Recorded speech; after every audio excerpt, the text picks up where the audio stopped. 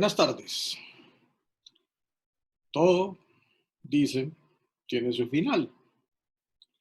Y cuando comenzamos a finales de enero, comienzos de febrero, eh, no podíamos predecir lo que iba a suceder a partir de marzo. Y estamos ahora en una tercera o cuarta fase en lo que respecta a nuestro país. Primero de junio se inicia una nueva etapa de la gestión de la política pública, tanto para efectos de la pandemia como para efectos de la política económica. Los dos temas están obviamente muy interrelacionados. Y, en cierta manera, esta semana y la que sigue es una especie de introducción o preliminar frente a la fase que sigue y que se puede decir va del 1 de junio al 31 de agosto. Hoy no me voy a extender en muchos aspectos que realmente aspiro los continúen ustedes. Y lo que he querido mostrarles es que ha habido, no en este semestre, sino desde hace ya quizás unos años, un giro radical en la formación de ustedes como aspirantes a obtener un título de pregrado. Y uno de los aspectos interesantes que ha sucedido ahora con esto de la pandemia a nivel mundial es que hemos podido presenciar la gran interdependencia que hay en el mundo, la interconectividad. Prácticamente podemos hablar de una cadena del valor mundial, o sea, la forma como se interrelacionan los países en los mercados, al igual que una cadena del valor nacional, y es la forma como se comportan los mercados en cada país. Adicionalmente, cada organización, sea pública o privada, tiene su propia cadena del valor y obviamente para los que han olvidado, estoy hablando del modelo de Porter.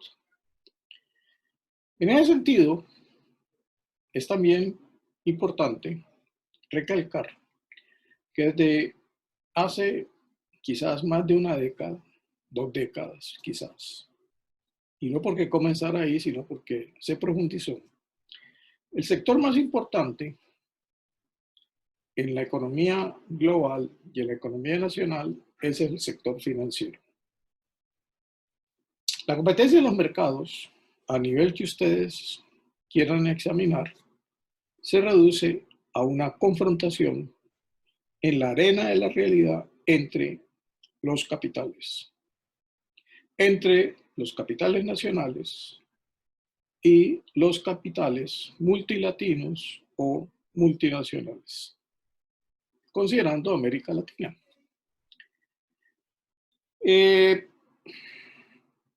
Primero, para seguir adelante, quiero recalcar que ningún colombiano o colombiana podría desear, mucho menos en estas circunstancias, desear que el gobierno no acierte. En Colombia tenemos un dicho muy popular, que Dios cuida de sus borrachitos. Por alguna razón, la diosa Fortuna nos ha permitido tener un gobierno ahora que indudablemente ha acertado en las medidas que ha tomado en términos del confinamiento, en términos de la cuarentena.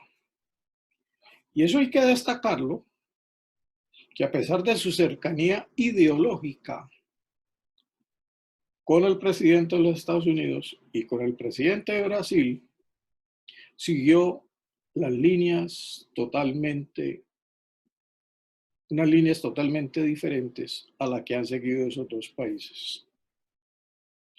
Hoy día aparece una investigación en los Estados Unidos que mediante unos modelos se puede predecir cuántas muertes se hubiesen evitado si se hubiese aplicado una cuarentena. Y la cifra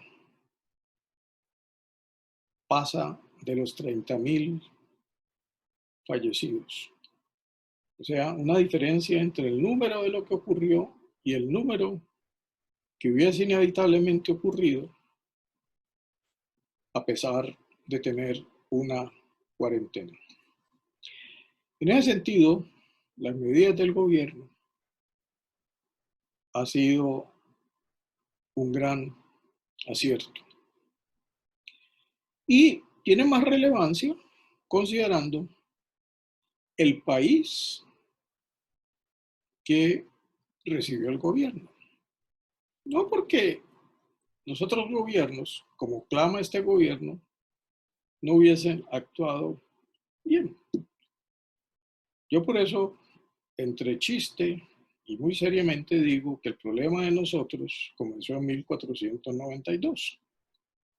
De ahí en adelante, todo lo que hicimos fue ahondar en el problema y cada vez era más difícil encontrar una solución. En ese sentido, el gobierno ha enfrentado una gran dificultad, no por voluntad de él, sino por las características de lo que quedó descubierto, no solamente en este país, sino en Europa y en los Estados Unidos. Me refiero que uno de los efectos más impresionantes es cómo la pandemia ha dejado descubierto que el pagadiario no es un fenómeno exclusivo de Colombia. Y tenemos paga diario, paga semanal, paga quincenal y paga mensual. O sea, millones y millones de personas en el mundo viven al día. Y estamos hablando de pobreza y estamos hablando de los estratos 1, 2, 3 y probablemente 4. Estamos dejando por fuera la miseria, que también existe en todos los países, ya llámese Europa o llámese Estados Unidos o llámese América Latina, para no mencionar país por país. Entonces, es absolutamente imposible poder responder a millones y millones de personas cuando no tenemos un Estado que posea una infraestructura de política que haya permitido construir lo que se puede apreciar en el norte de Europa. O sea, no estoy hablando de utopías. La única falla es que además de no contar con ello, para poder satisfacer a ese 60% de informalidad que se ha creado por esas millones de personas que viven al día, hemos tenido, como si faltara algo más, para elevar el daño. Hemos tenido, ahí sí, una política económica que ha dejado de utilizar lo que tiene a la mano en términos de su Banco Central y en términos de su política fiscal. Y eso es grave. Adicionalmente, como si todo lo anterior fuera poco, tenemos una clase empresarial y por eso me tomé el trabajo el lunes de hacerle llegar un par de artículos, uno creo que del Tiempo y el otro del periódico Portafolio, en donde quedaba claro cómo las empresas generalmente su política de financiación se reduce a contemplar qué hacer en 3 meses. Y el presidente de la Bolsa de Colombia manifestaba que el país cuenta con unos mecanismos de financiación establecidos, con la posibilidad de una integración de bolsas de Perú y Chile con Colombia, que podrían generar un mercado de capitales, que podrían llevar al lanzamiento de formas de financiación, de tal manera que las empresas pudiesen sobrevivir, sobreaguar de una mejor manera lo que está pasando. Y no es nada fácil, pero se podía haber aminorado bastante el choque. Los Estados Unidos reportan hoy 38.2 o 3 millones de personas desempleadas. Las estadísticas muestran que el 42% de las empresas, sobre todo pequeñas y medianas, desaparecerá. Y se calcula que en Bogotá en 2 meses ha aumentado en un 35% la pobreza. Entonces, estamos generando una situación que el mejor símil es una olla a vapor. Si los países que tienen en su mano los mecanismos del Banco Central y el Banco de la Reserva Federal lo ha hecho muy bien, y el gobierno no tanto, me estoy refiriendo a los Estados Unidos en política fiscal. Y en Europa, como cosa extraña, están trabajando de mano los gobiernos nacionales y el Banco Central Europeo, que es una poderosa armada que tiene toda la munición para sacar adelante a Europa. Entonces, el panorama en ese sentido no parece ser muy prometedor. Y los pronósticos están al orden del día. La gran apuesta es en cuánto descenderá la economía mundial y, en el caso de nosotros, la economía colombiana. Y para acabar de completar este panorama, recuerdo una frase del presidente Alfonso López Michelsen, cuando se refería hace unas décadas, pueden preguntarle a sus padres, a sus abuelos, que el país tenía cada cierto tiempo lo que se llamaban las bonanzas cafeteras. Y nuestra economía dependía en gran manera de las exportaciones de café y por consiguiente de las divisas que ingresaban al país. En aquel entonces, el presidente López, en una de sus frases, era muy mordaz, de mucho humor negro, decía que las bonanzas eran de los cafeteros, pero las pérdidas eran del Estado. Y mucho me temo que hoy estamos repitiendo el mismo fenómeno en términos de muchas empresas en Colombia, donde las ganancias son de ellos, pero las pérdidas son del Estado.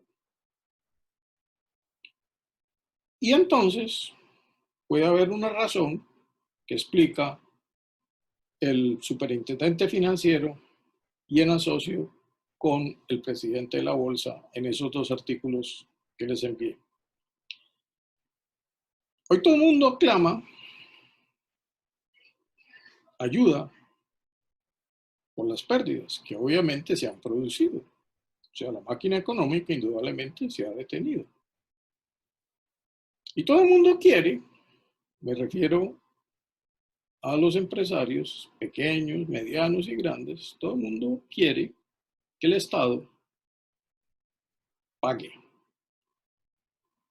Y el Estado lo podría hacer, que tiene con qué. Pero, al mismo tiempo, no satisfechos con pedir ahora y no pagar antes los impuestos que deberían haber pagado, quieren ir más allá. El ministro de Trabajo, en un reportaje, que si mal no recuerdo, salió el domingo en El Tiempo o el lunes, manifestó dos cosas que me dejaron atónito. La primera, que se viene cocinando desde el comienzo de este gobierno proempresarial,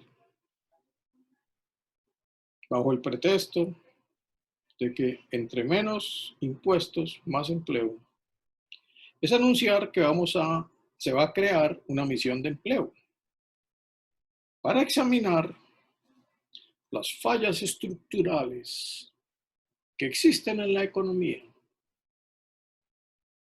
para la creación de empleo. Pues probablemente la ignorancia a uno lo hace atrevido, pero no creo que se requiera ciencia espacial, porque adicionalmente hay muchos estudios previos. El Banco de la República lanza periódicamente informes, Fedesarrollo hace lo mismo, y hay muchos observatorios sobre el mercado laboral. Y no es muy difícil encontrar probablemente cuál es la causa. Lo difícil es el remedio. La dificultad estriba, como siempre en economía, que esos principios son sencillos, fáciles de entender, pero el cómo hacer a partir de ahí para encontrar respuestas es la parte complicada. Porque al poco andar se encuentra el investigador que eso se entronca con un aspecto que se llama ideología, filosofía política, política partidista, la política económica que se deriva de ellos y finalmente la política pública. Por eso, uno de los artículos que les envié es el manejo que le ha dado Suecia a la pandemia, que es objeto de discusión hoy día. Pero, al mismo tiempo, una persona que parece tiene nexos con los Estados Unidos escribe un artículo muy interesante en el New York Times explicando la vida en Suecia y explicando por qué, a pesar de no tener cuarentena, el país ha tenido una menor cantidad de fallecimientos y al mismo tiempo esboza algunos trazos de la sociedad sueca. Igual ocurre en Noruega, Dinamarca.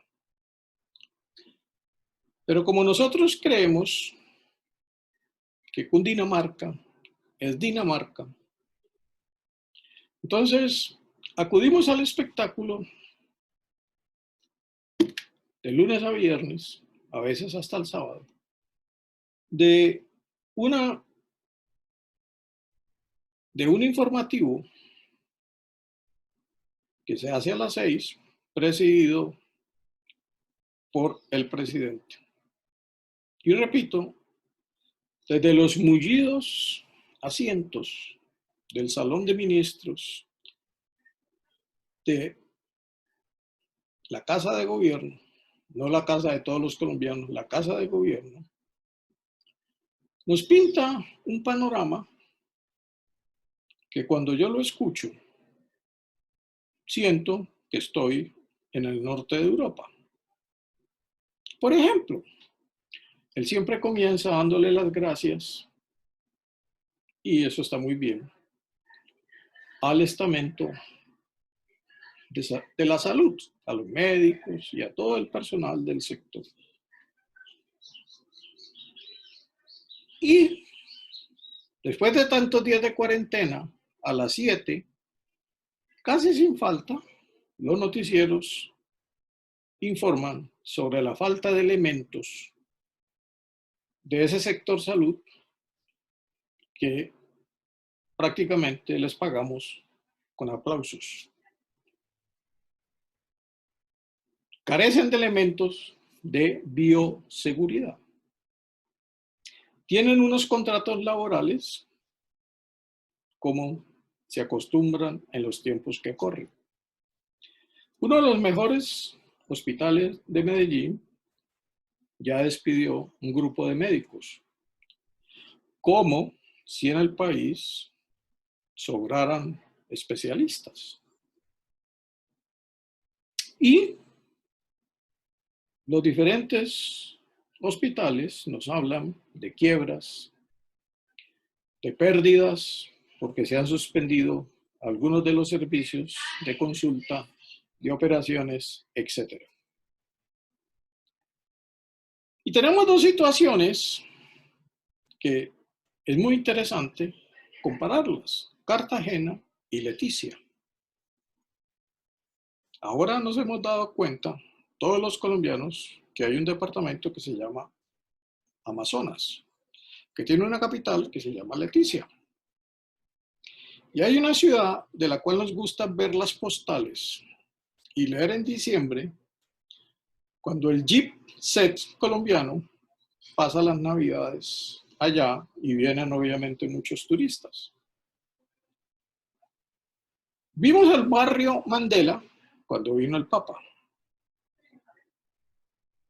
Y una que otra pequeña presentación de Pozuelo, creo que se llama. El barrio Mandela es el gran contraste, es cuando se juntan las dos Colombias en un espacio. La Cartagena del Laguito, la Cartagena del Gypset, la Cartagena del Festival de Música y el High Festival.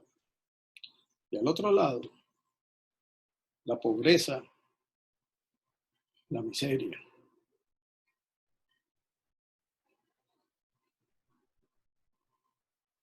Pregúntense cuántos alcaldes ha tenido Cartagena en 10 años, en los últimos 10 años. Y en Leticia, al igual que en la frontera con Venezuela, descubrimos, y somos expertos en crear palabras, que hay una frontera que es porosa. O sea, que en otras palabras, son como barrios donde prácticamente en dos de ellos el idioma es el mismo y en el otro es el portuñol. Y descubrimos, gran investigación, que en el hospital de Leticia había una planta de oxígeno que tenía 30 años. Y lo descubrimos la semana pasada. Y lo vamos a reparar. Y descubrimos, obviamente, la respectiva quiebra del hospital. Hoy nos cuentan que han detenido algunos funcionarios y adicionalmente parece que vienen más detenciones y llamados a juicios en la Procuraduría o procesos en la Procuraduría y posiblemente en la Fiscalía. Si todo lo que dicen es verdad, pues probablemente vamos a tener un número inusitado de elecciones a nivel municipal, pero sobre todo a nivel departamental. Si lo que dicen es cierto. También hace unos días les dije que la campaña presidencial había comenzado con la pandemia. Y uno puede decir que los 3.600 millones de pesos que gastó la presidencia de la República de los fondos de paz para mejorar la imagen del presidente, yo creo, como asiduo televidente y de los medios audiovisuales, que ha sido una plata bien gastada. La calidad de los videos es realmente impresionante, sumamente didácticos. Por ejemplo, el viernes pasado era el Día de la Familia y tuvimos oportunidad, los colombianos que no faltamos a nuestra cita de las 6, de ver un video donde quisiera apostar que los primeros segundos o segundos del video no era con personas de Colombia. Y luego presentan unas familias colombianas que no son precisamente las del oriente de Cali, ni las comunas de las laderas de Medellín, ni el barrio Mandela. O sea, es notoria la ausencia de los vulnerables. Claro, se ve que es gente bonita, gente distinguida, gente bien hablada, y esa es la imagen. Y ayer nos recalcan que todo se hace bajo la dirección del presidente. Y realmente, contrario a lo que dice DirecTV, fue una plata bien gastada. Y todavía nos falta ver más. Volviendo a lo de la lucha presidencial, hoy también tuvimos una noticia muy importante acerca de nuestro Nelson Mandela. Espero que ustedes hayan oído hablar de Nelson Mandela. Surafricano, negro. Pasó muchos años en una terrible cárcel en una pequeña isla en Sudáfrica. Esa celda y la prisión hoy en día es un monumento nacional que los turistas recorren. Pero en algún momento del apartheid, que también existe aquí, en cierta manera, fue liberado y ocurrió algo muy interesante. Salió de la prisión como un gran líder mundial, llegó a ser presidente de Sudáfrica, fue recibido con todos los honores en Europa y en los Estados Unidos. Y este último país, vale la pena notar, le había quitado la visa por ser considerado como un delincuente. Pues bien, hoy ya tenemos nuestro Nelson Mandela a punto de salir y indudablemente confiamos será un fuerte candidato a la presidencia de la República.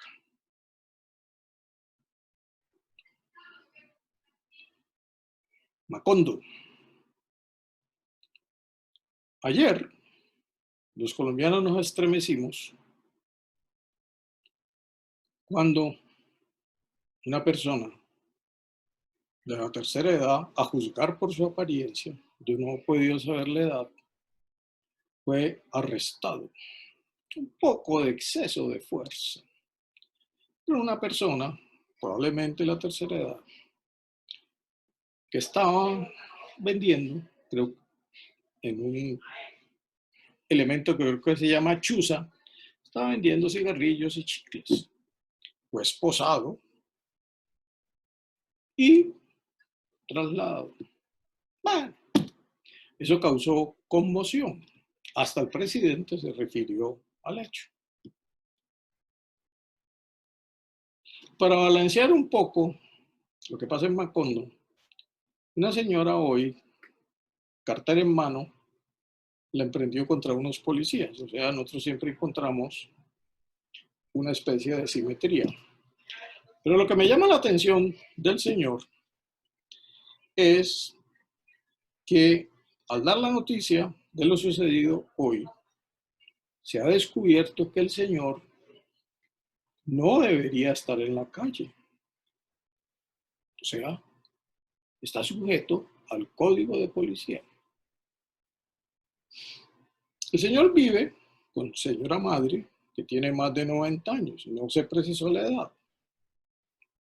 Entonces, se informa que a la par que se investiga lo que sucedió, se está investigando por qué el señor estaba fuera de la casa. Y en ese orden de ideas, probablemente la mamá de él deba recibir también un comparendo, porque su hijo estaba en la calle. Eso es Macondo. Y cuento esto porque tiene un fondo bastante profundo. Y ahora nos volvemos a preguntar por qué ocurren muchas cosas en Colombia que han quedado al descubierto. ¿Y qué es lo que pasa con la tercera edad?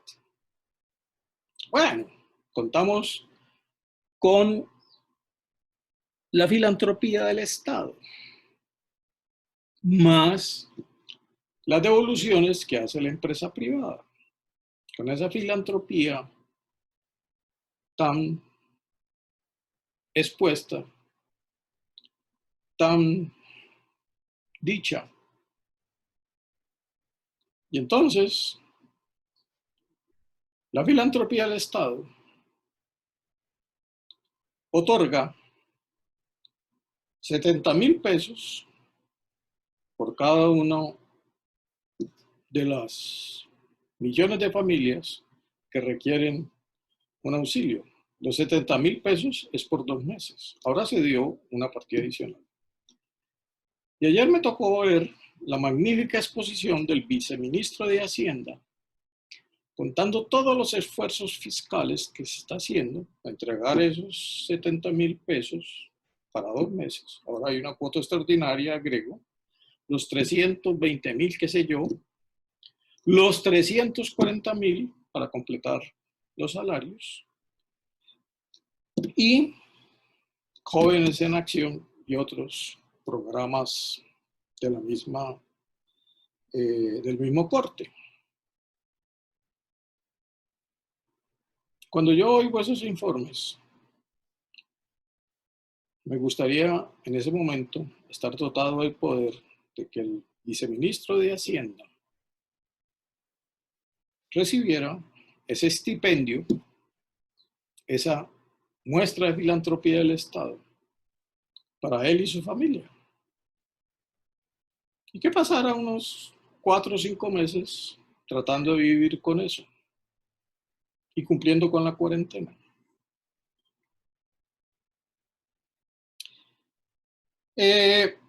Lo otro que quería referirme es que en ese espacio de las 6, donde nos cuentan tantas cosas tan positivas, y de hecho son positivas, entre ellas quiero destacar algo. El gobierno, que yo sepa, no falla en las estadísticas. O sea, en otras palabras, nosotros, por esos misterios de Macondo, los datos del DANE, los datos que ofrece el gobierno de la pandemia, son datos que nunca han sido, hasta el momento, cuestionados. Ni los datos del Banco de la República. Entonces, ahí al mismo tiempo podemos ver el origen de algunas debilidades que ha tenido que enfrentar el gobierno, no por falta de voluntad ni por falta de recursos, sino simplemente porque entre lo que se dice en ese cómodo salón, lo que ahí se menciona que se va a hacer, tiene que pasar por un periplo lleno de dificultades. Y como se dice, el diablo está en los detalles. Entonces, nos encontramos que el país, fuera de estar en una posición inadecuada para un choque como el que se ha sufrido, carece tanto a nivel privado como a nivel público de una capacidad de gestión que pueda traducir las decisiones que toma el gobierno con lo que realmente ocurre en las diferentes Leticias y en las diferentes Cartagenas que tenemos en Colombia. Cada lunes, CMI nos habla de los elefantes blancos. Y el país está lleno de esos elefantes, que no es otra cosa que ver la incapacidad conjunta. Porque en este baile, como en el tango, se necesitan dos. Entonces los elefantes blancos no solamente es el parejo o la pareja estatal, sino que también es el parejo o la pareja del sector privado.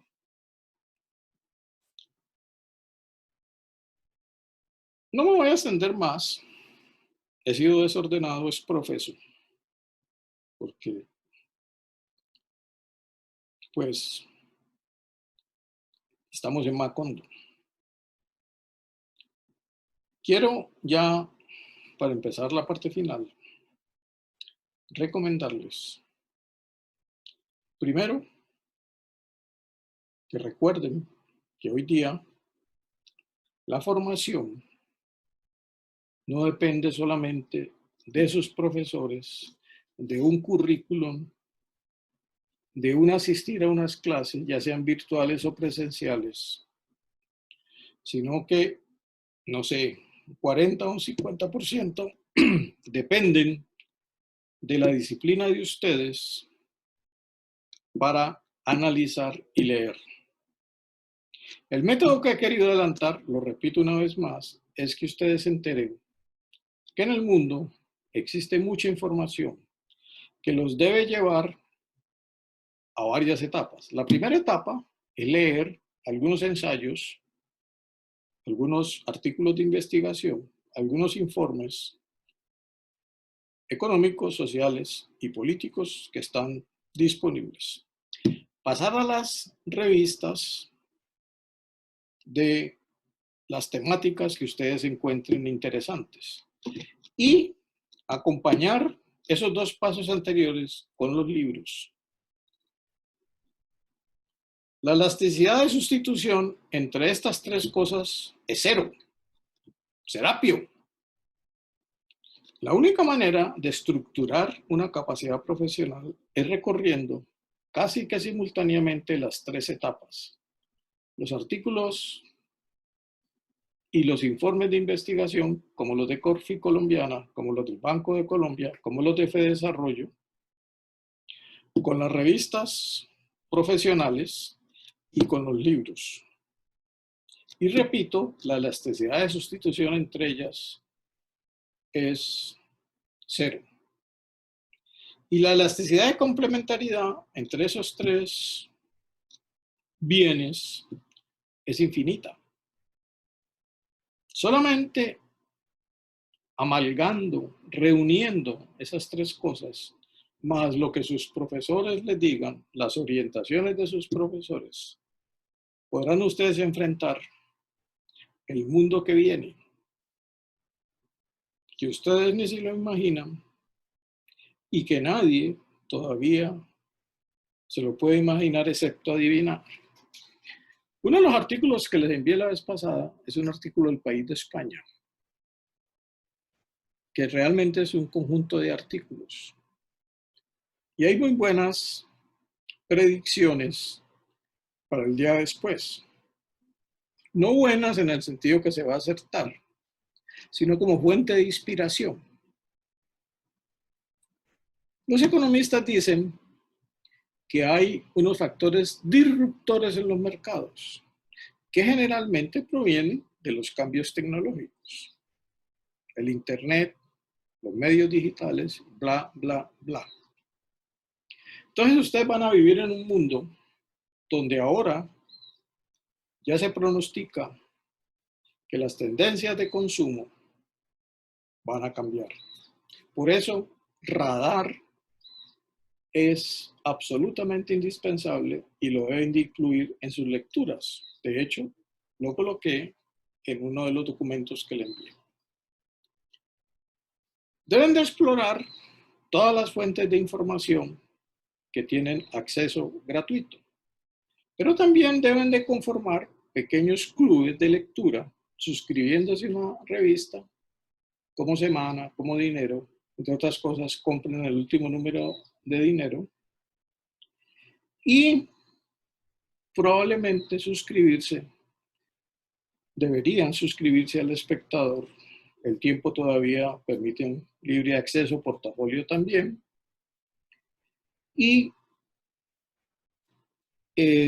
Project Syndicate, que es una fuente excelente de artículos de diversa índole. Y Time. Muchas de estas revistas tienen tarifas con descuento para los estudiantes y son muy baratos cuando la suscripción es digital. Igual The Economist, es algo que deben de leer. Además, las lecturas deben ser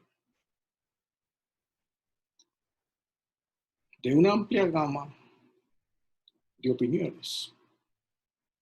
No solamente casarse con una ideología o con una filosofía política, sino que uno debe tener un horizonte lo más amplio posible que permita ir construyendo su propio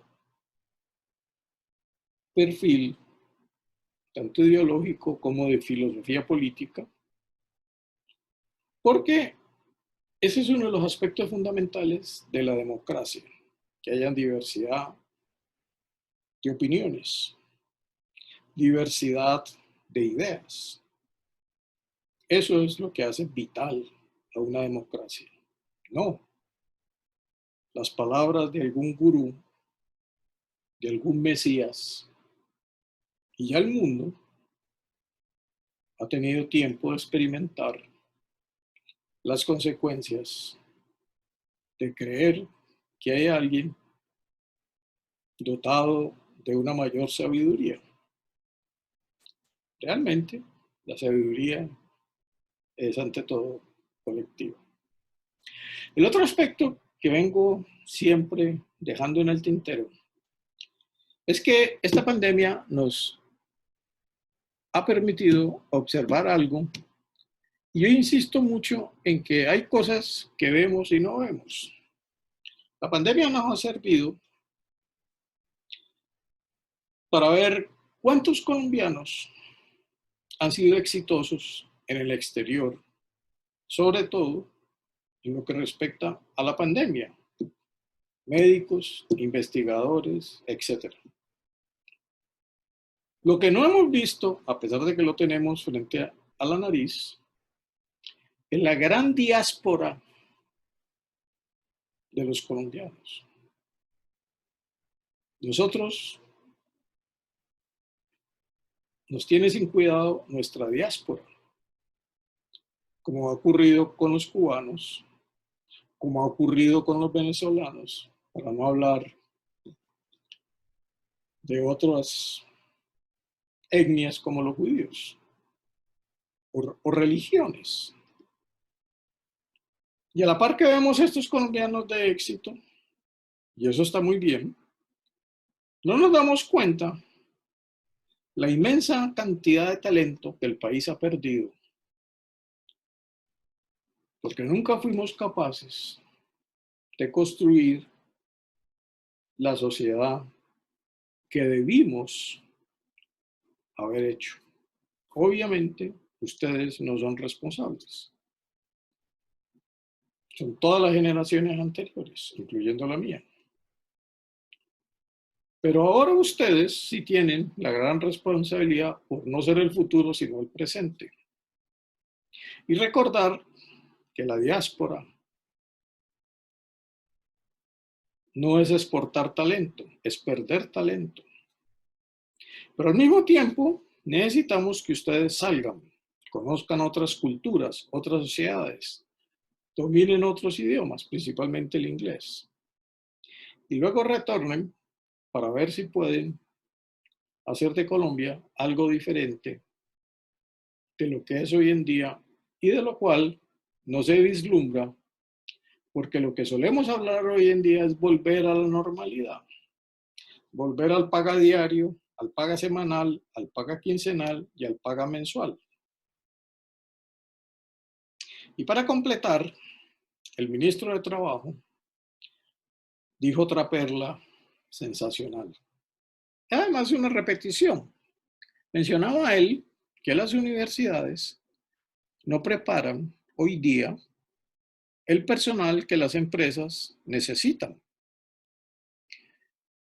Si usted entra a la página web del Ministerio de Trabajo, ahí está el currículum del ministro. Yo me lo leí, lo conocía antes, y yo no vi ahí ninguna preparación para los diferentes cargos nacionales e internacionales que ha desempeñado. Y yo no sé por qué ha hecho carrera la tonta idea, porque es tonta, muy tonta, de que uno va a la universidad es a prepararse para el trabajo. Uno va a la universidad a otras cosas. De paso, pues obviamente conoce algo que le va a servir en el desempeño profesional. Pero el verdadero aprendizaje se hace en las organizaciones. Y ahí es donde uno se convierte en un verdadero profesional de alguna área del desempeño humano, que es muy amplio. Yo les quiero agradecer su paciencia. Probablemente no nos volveremos a ver. Yo pertenezco a la generación que debe continuar guardada y hay muy buenas razones para ello. De paso, creo que muchos nos hemos convertido en virólogos y la mayor posibilidad de contagio, curiosamente, no está tanto afuera, está en las casas. Y afuera es necesario que cumplamos con esas instrucciones que el gobierno en buena hora nos repite a diario, que está en todas partes. Cuídense mucho, yo les agradezco mucho su paciencia y siempre tendré el mejor de los recuerdos de ustedes. Les presento excusas por las molestias y una que otra intemperancia de mi parte, que simplemente se trataba de hacerles captar la idea de que ustedes son muy importantes para este país y para el mundo. Muy buena suerte en su futuro. Muchas gracias.